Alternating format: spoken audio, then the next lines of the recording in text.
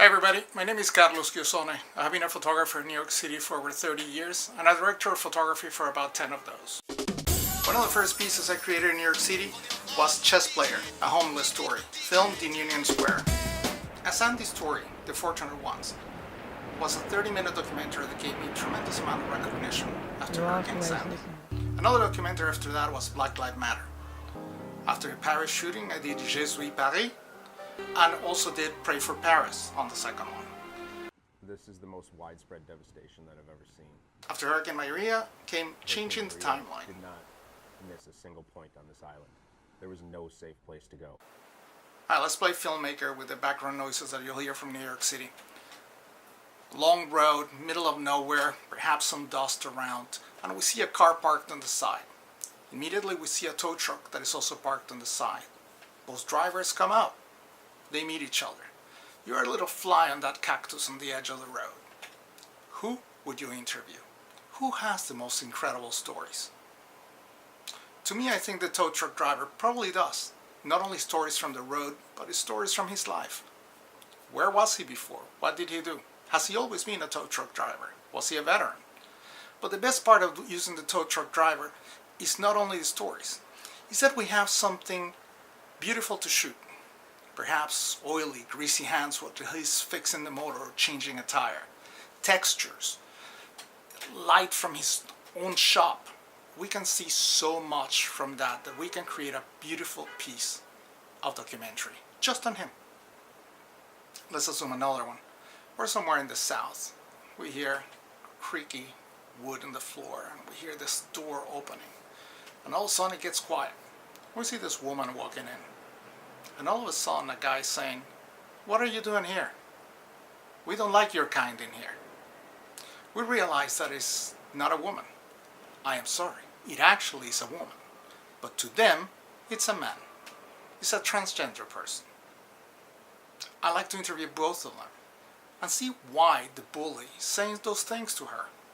And I also want to interview her to see what she's thinking about. See how she's taking this and how she's coping with people in many places doing the same thing. It is what's happening in our world. I want to know what she would say and how she would tell the world, hey, we're people just like you. Alright, let's get back on the road. We go to the next town and we stop at the firehouse. They know we're coming, so we're welcomed by the firefighters. We start doing portraits of them. Then we sit down and we start talking and we start interviewing them about those amazing stories that they have had, about the rescues, about the fires, about their own lives, about why they became firefighters, their courage, why do they put their lives in front of ours. It is an amazing breed of people. Their families are incredible, always very welcoming, very warm-hearted. I want to know more about them. And we're going to interview firefighters throughout the entire United States. Firefighters know everyone in town, and they just told us about this veteran who opened a flower shop. Let's go talk to him. So you get the idea what the documentary is about.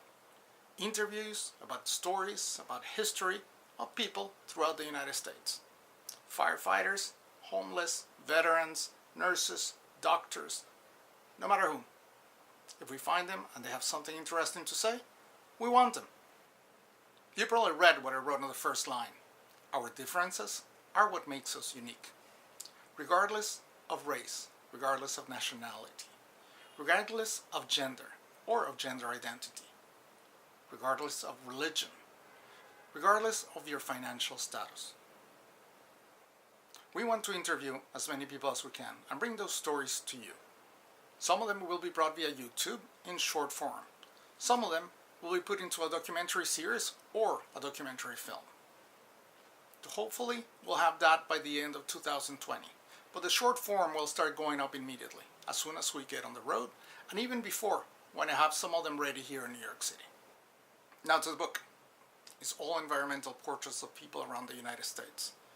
At their homes, at their workplace, at the places that they love the most.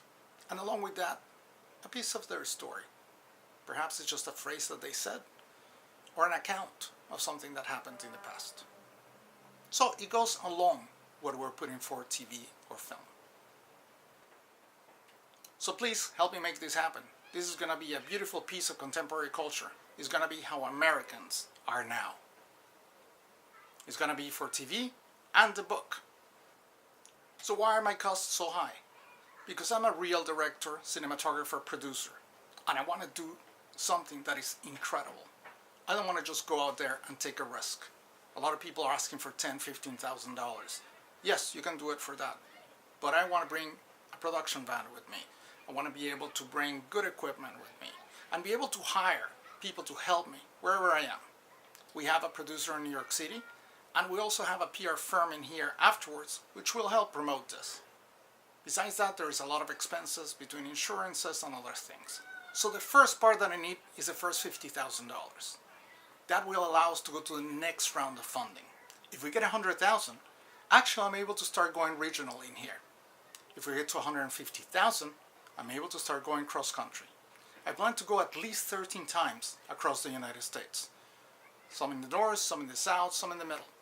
And be able to touch towns and cities everywhere. So again, please help me. And thank you. Thank you in advance. I really would love to see this project happen.